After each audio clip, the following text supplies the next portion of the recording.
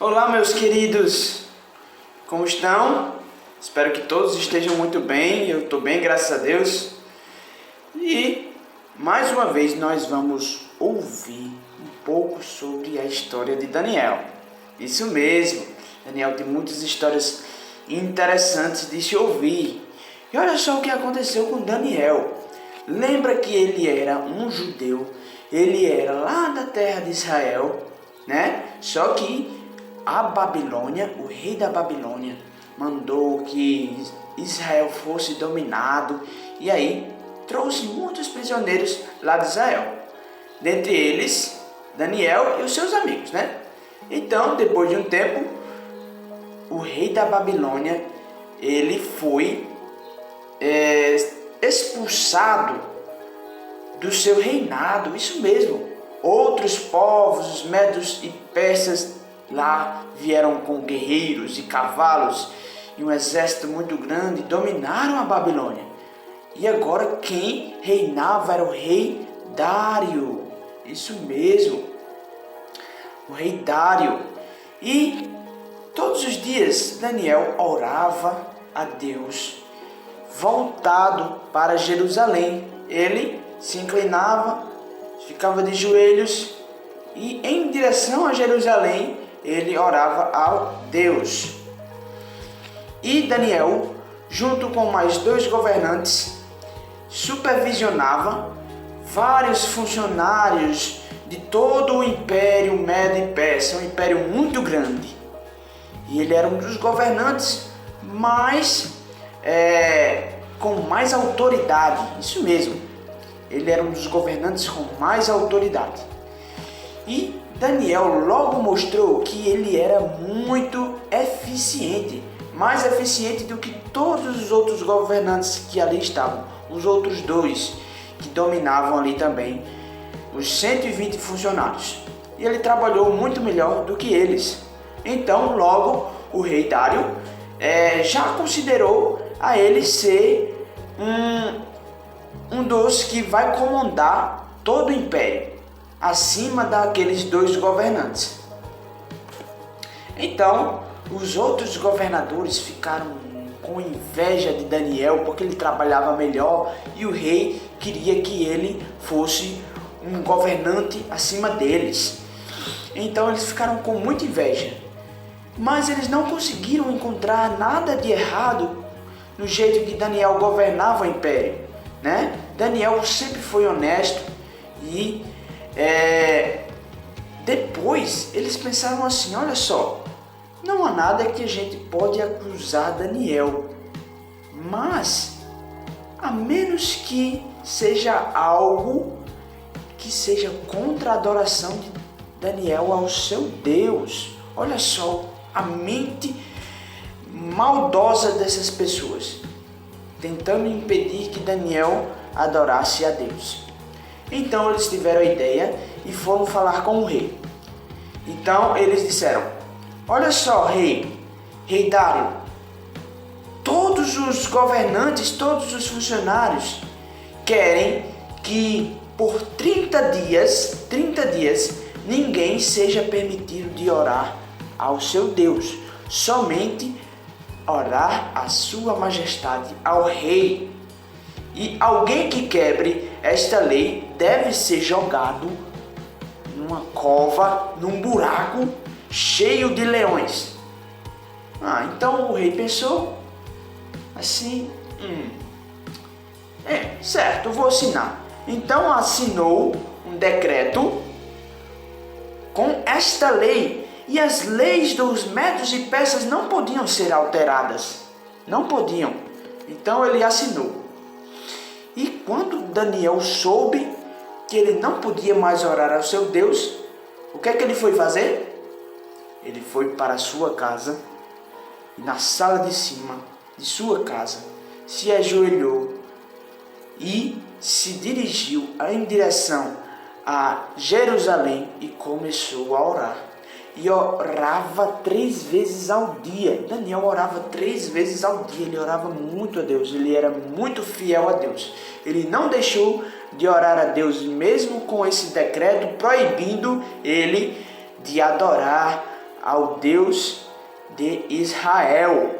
Isso mesmo, pessoal.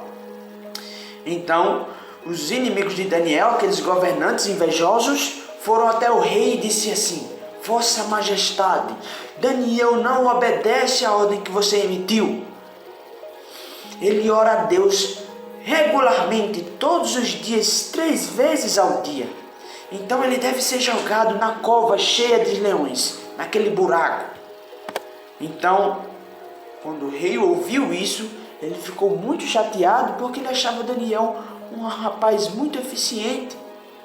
E ele ficou pensando até o pôr do sol em encontrar alguma maneira de resgatar a Daniel. Mas as leis dos medos e persas não podiam ser alteradas. Então, com relutância, com medo, não querendo fazer isso, o rei deu ordens para que Daniel fosse jogado na cova dos leões. E ele disse a Daniel assim: Olha, aqui o seu Deus, a quem você serve, Daniel, resgate você. Então uma pedra foi colocada tapando a cova dos leões e ninguém poderia resgatar Daniel. Foi selada a pedra ali com um selo real. Ninguém poderia desfazer aquele selo para resgatar a Daniel. Então o rei Dario voltou ao palácio e passou uma noite sem dormir, pensando em como Daniel estava, se ele havia morrido ou não. Então, ao amanhecer, o rei se levantou e correu para a cova e gritou assim: Daniel, servo do Deus Altíssimo, foi o seu Deus capaz de te salvar?